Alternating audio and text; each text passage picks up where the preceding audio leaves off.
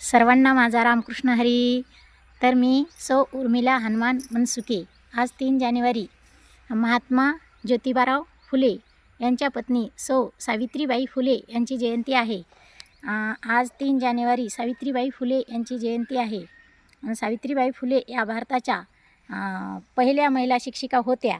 त्यांचा जन्म 3 जानेवारी 1839 रोजी सातारा जिल्ह्यात नायगाव या गावी झाला.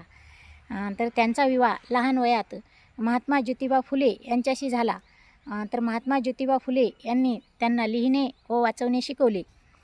तर ज्योतिबा फुले आणि सावित्रीबाई फुले यांनी भारतात मुलींची पहिली शाळा काढण्याचा मान मिळवला. आणि त्यांनी समाजात वाईट प्रथांना विरोध केला. त्यांना खूप त्रास झाला. दगड मारीत होते व शेण पण मारीत होते, पण त्यांनी संघर्ष सोडला नाही.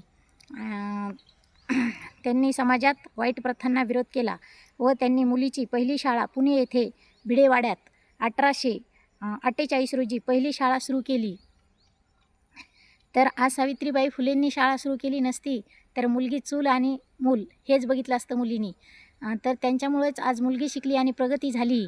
सरकारी हुद्द्यावर खुर्चीत बसली असती का, फुले सावित्री नसती तर मुलगी शिकली असती का, हे वाक्य बरोबर लागते.